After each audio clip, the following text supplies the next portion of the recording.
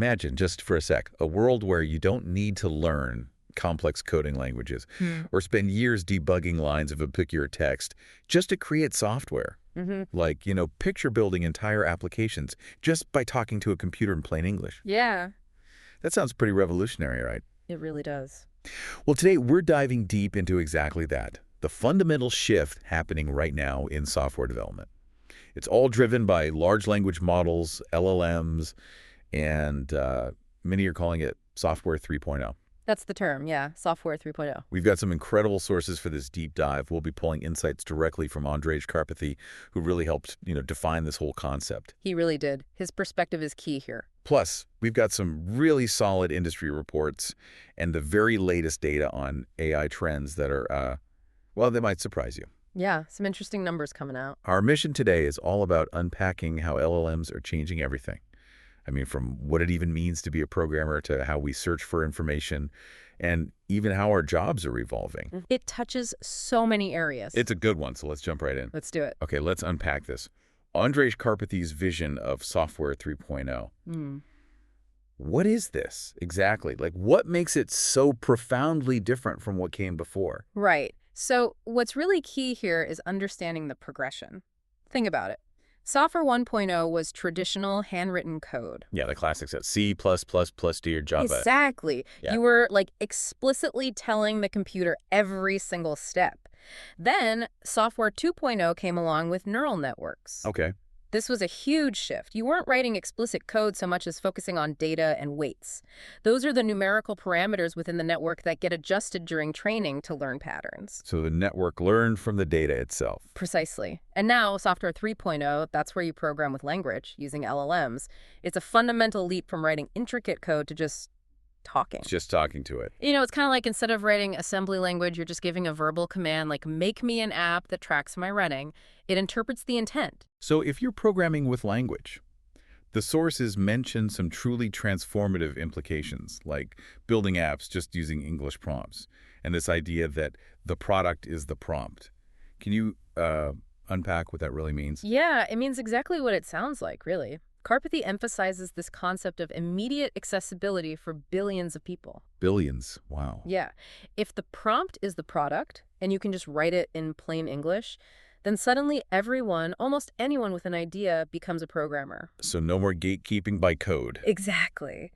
This really opens the door for kids, for creatives, for pretty much any non-tech user. He calls it vibe coding. Vibe coding. I like that. You're just expressing what you want, your vibe, and the LLM interprets it and builds it, or at least that's the vision. Wow. So anyone can code now. That's truly huge. If my neighbor who's never touched a line of code can suddenly build an app just by talking to it, that's unprecedented. It feels that way, doesn't it?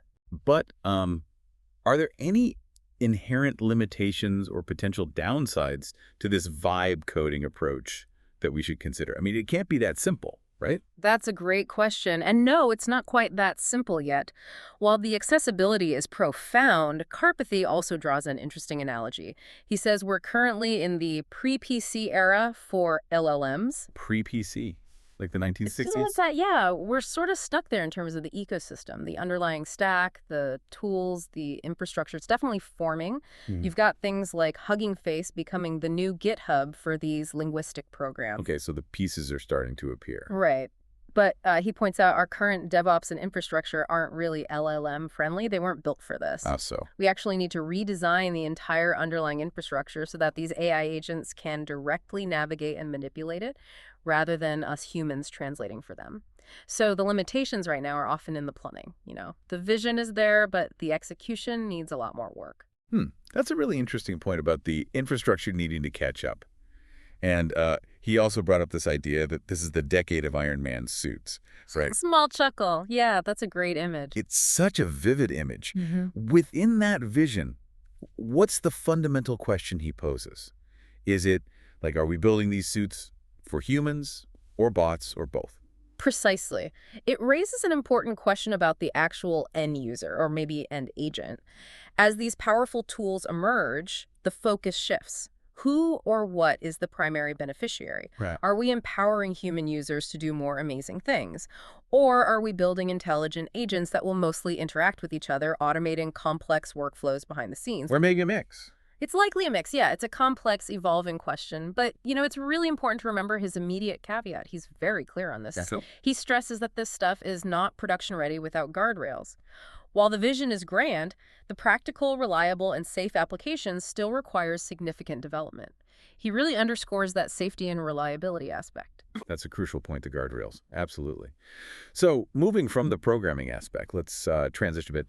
How is AI impacting our jobs and daily tasks? What does this all mean for how we work, day to day? Well, the sources point out something quite stark, actually.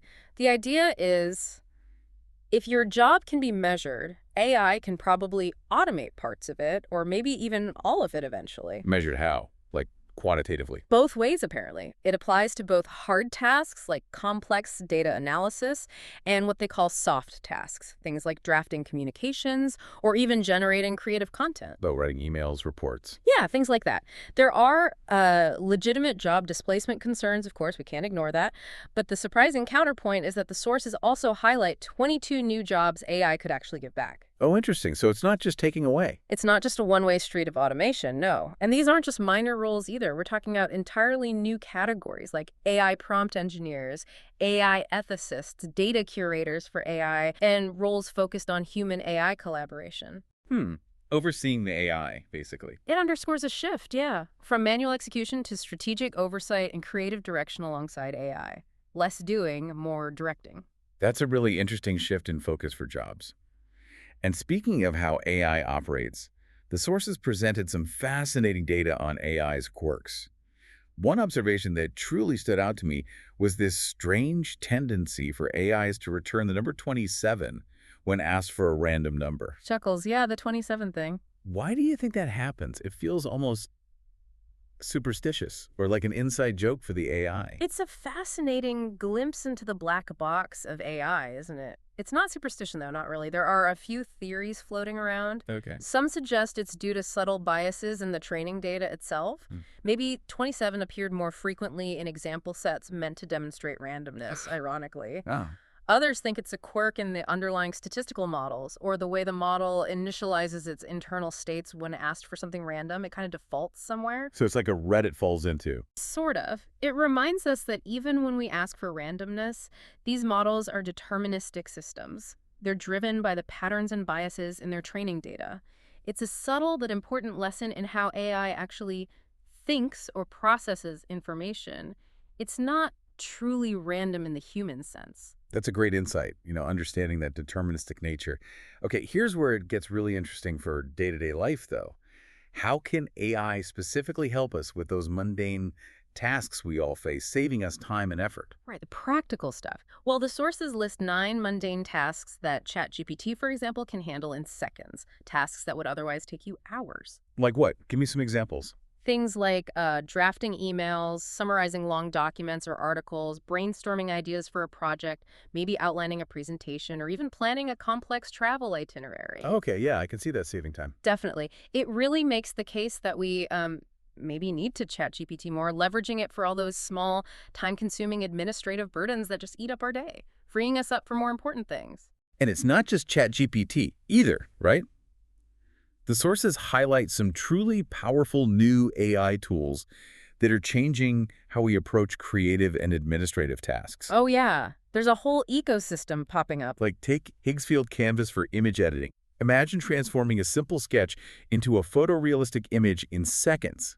That's wild. It is. Or Y-Code AI, which lets you build an entire website just by describing what you want. Just describing it, no coding. Apparently so. But those are just 2 examples of this whole new suite of digital superpowers emerging.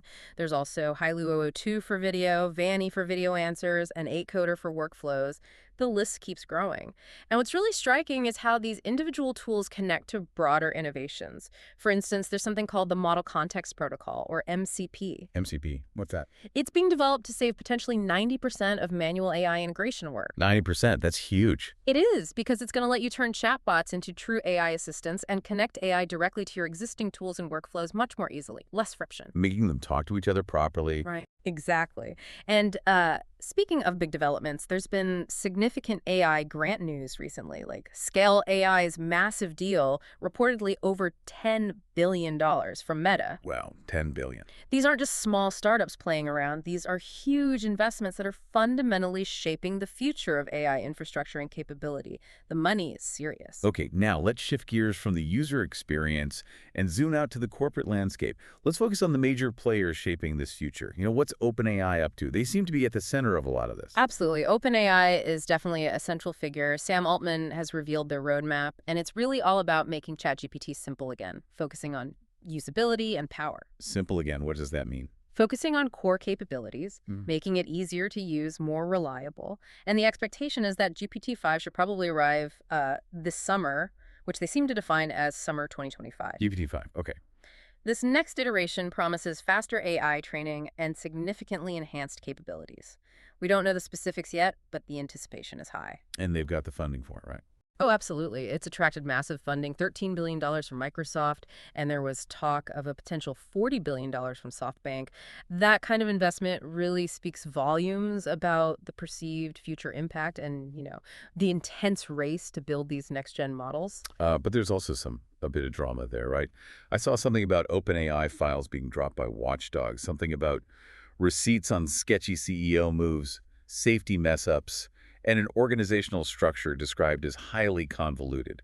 What's that all about? Sounds messy. Yeah, there's been some reporting around that. I think a key takeaway here, stepping back from the specifics, is that these AGI kings, these companies striving for artificial general intelligence, systems that theoretically can perform any intellectual task a human can, while they're getting audited. Public scrutiny is increasing. Exactly. It really shows the intense scrutiny around these powerful entities, given their immense potential influence. It highlights the growing need for transparency and oversight as these models become more capable and more central to our lives.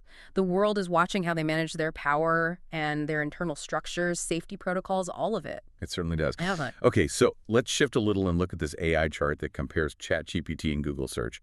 What does all this mean for how we find information, how we search for things online now? Is Google doomed? Chuckles slightly, the "is Google doomed" question. Well, the data is pretty clear for now. Google's daily search count is still immense, about 13.7 billion searches a day. 13 billion, wow. Yeah. ChatGPT, by comparison, pulls in around 1 billion daily interactions that look like searches or queries. So you're looking at Google being roughly 13 times more active in that traditional search sense. Okay, so Google's still dominant by volume. By sheer volume, yes. What's interesting, though, is that ChatGPT now apparently matches TikTok in raw query volume. But other platforms like Amazon, LinkedIn, and even Pinterest still have significantly higher engagement within their specific domains. So, is ChatGPT ever going to pass Google? That's the big question, right? Everyone's talking about it, wondering if the search engine as we know it is going away. It's probably not a simple replacement scenario. The answer is nuanced. ChatGPT is being used differently. How so? More like a tutor or an assistant or a content generator, not just a traditional link aggregator.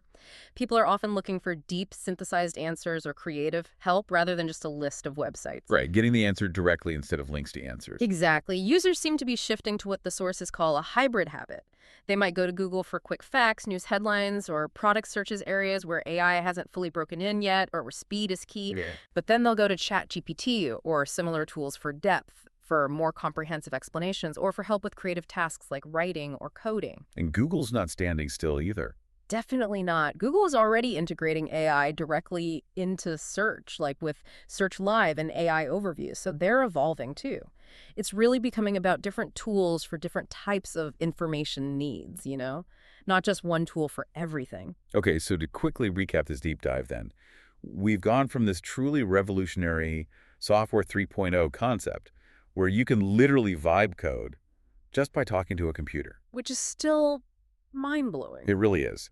To the surprising ways AI is impacting our jobs, both taking tasks and creating new roles and simplifying those daily mundane tasks. Getting rid of the busy work. Right. And then, we looked at the evolving dynamics between the AI giants like OpenAI, the scrutiny they're under, and how they stack up against traditional search engines like Google. It's been a lot to unpack, but really, really insightful. And if we connect this to the bigger picture, it's clear we're not just looking at a few new cool tools or apps. It's much bigger than that. How do you see it? It feels like a profound shift in how we think about computing itself, and certainly human-machine interaction. The very nature of how we create, how we search, how we consume digital experiences is fundamentally changing right underneath our feet. So here's a thought to leave everyone with. If the product really is the prompt, and almost anyone can vibe code, what kind of people spirits, as Karpathy might put it, are we really inviting into our digital world through these prompts? That's deep. And what responsibilities come with that immense power to create complex things with just words? Yeah, that really raises an important question for all of us, doesn't it? How will we navigate this rapidly evolving landscape? And what role do we want to play in shaping it, responsibly? Something to really think about. Definitely food for thought. Mm-hmm. Until next time.